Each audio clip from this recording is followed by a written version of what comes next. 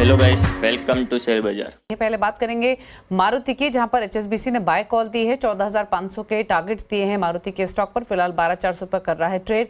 कहना क्या है एचएसबीसी का, कुछ इंपॉर्टेंट पॉइंट्स आपको बताते हैं। एक तो उनका मानना यह है कि नवरात्रि के दौरान फिलहाल अगर पैसेंजर व्हीकल सेल्स देखेंगे तो वो थोड़ी सी सुस्त रही है।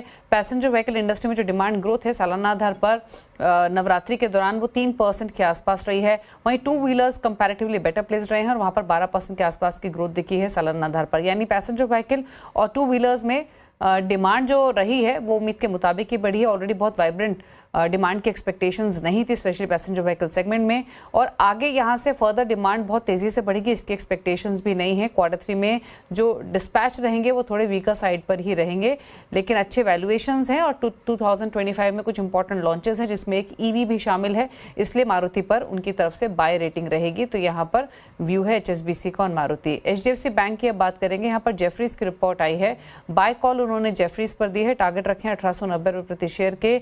उनका मानना यह है कि बैंक की ऑलरेडी बैंक एम कर रहा है कि लोन टू डिपॉजिट रेशियो को धीरे धीरे कम करे और इसको 85 to 90% पर ले आए इन 3 इयर्स, और कंपनी अपने लोन टू डिपॉजिट रेशियो को कम कर पाएगी, ऐसा पूरी पॉसिबिलिटी नज़र आ रही है। साथ ही जो डिपॉजिट 15% डिपॉजिट CAGR और 11% लोन CAGR का जो लक्ष्य कंपनी ने रखा है वो आसानी से हासिल कर सकेगी, ऐसा ब्रोकरेज रिपोर्ट का मानना है।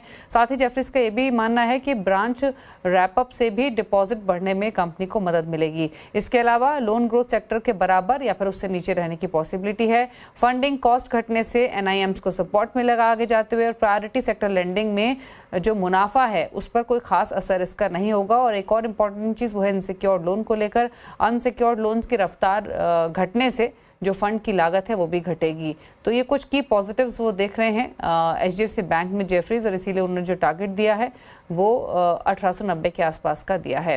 रुक रहे हैं इसी के साथ एक ब्रेक के लिए, लौटेंगे तो लेकर आएंगे खिलाड़ी नंबर